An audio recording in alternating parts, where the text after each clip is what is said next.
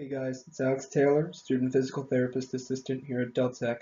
I decided to do my Intro to Pathology project on patellofemoral pain syndrome. I chose this topic because I think it's pretty interesting and I just wanted to learn some more information about it. Alright, so just a general overview here of patellofemoral pain syndrome. Looking at the pathology, it's a pain located in the knee joint originating from the posterior patella. In terms of like the source and what causes it, typically overuse or patellar tracking disorders. You'll typically see this with young female athletes. Seen a lot in runners. It is commonly known as runner's knee.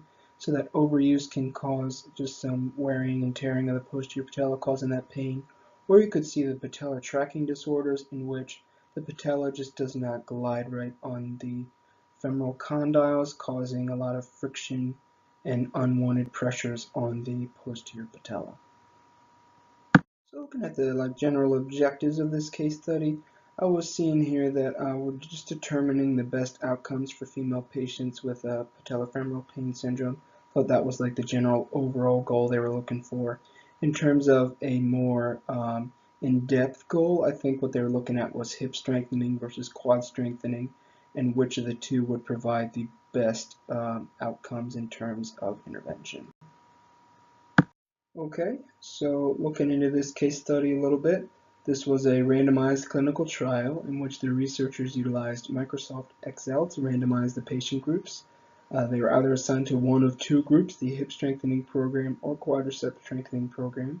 Both programs did receive treatment, but only to the one specific area to see which of the two would provide the best outcomes in terms of the individual interventions.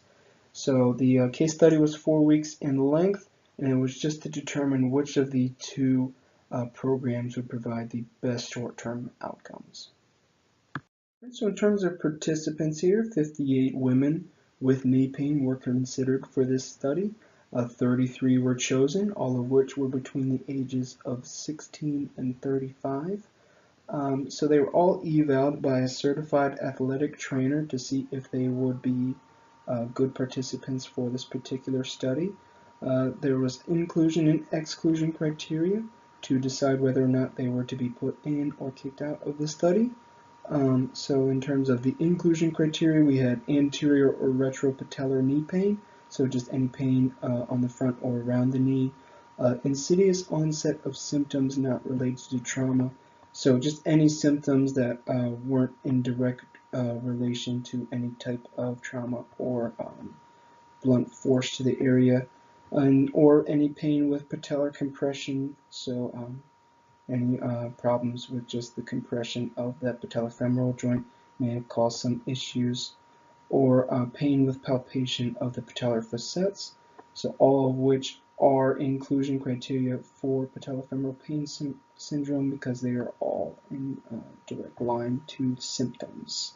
In terms of what kind of exclusion criteria they utilized, they were looking at if they had any type of patellar surgery, any patellar dislocations or subluxations, or any other type of self-reported pathologies of the knee.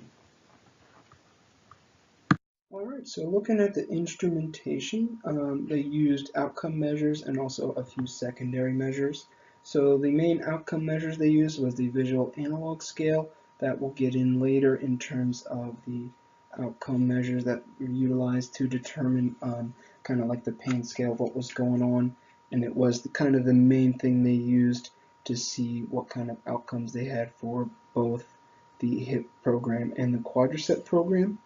They also utilized the lower extremity functionality scale. So this is just a functionality scale that was utilized for the lower extremity that is helpful to determine how well the patient can perform just any everyday functional activities in regards to having any pain, or whether they can do, have a little bit of trouble with, have a lot of trouble with, or can't do at all some of the functional activities listed on the lower extremity functionality scale. These studies state that both of these surveys were reliable for assessing perceived pain for patients with PFPS, so that's why these two particular surveys were included in the instrumentation and outcome measures. So looking into the secondary measures, Handheld dynamometer, so there's a picture of that there, was also utilized for assessing hip external rotation, hip adductor strength, and also knee extensor strength. So the dynamometer can be used for measuring isometric force, whether it be in pounds or in kilograms. The dynamometer can be used in a conjunction with manual muscle testing to see what kind of progress is being made in terms of strengthening the specific motions, whether it be the external rotation, the abduction, or the knee extensor strength. So the external rotation and abduction of the hip were looked at for the hip to see what kind of strengthening was made, and the knee extensor for the quadriceps.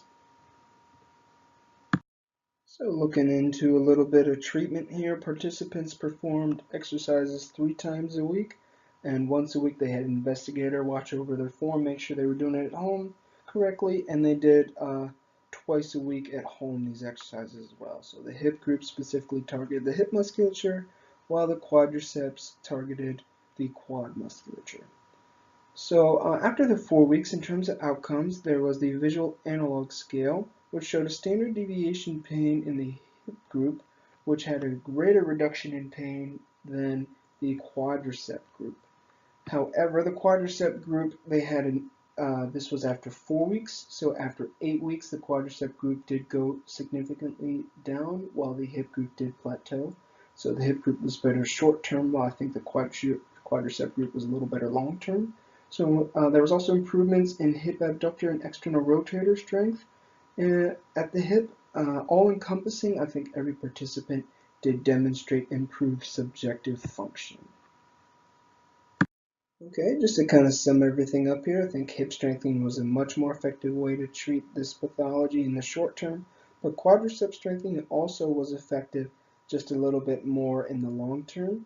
So what we need to realize here is we need to treat the patient and not the pathology, because we just need to treat how they're presenting, and if they need hip strengthening, we need to recognize that and add some hip strengthening exercises, and if they need some quadricep strengthening, we need to utilize the quadricep exercises as well, and kind of have a balance between the two because they both are effective intervention methods. In terms of the case study, I thought this was a great case study with a lot of interesting data. The only downsides I saw were that there weren't any male participants, even though this is a predominantly female pathology, and it was also kind of brief, being only that 4-week period.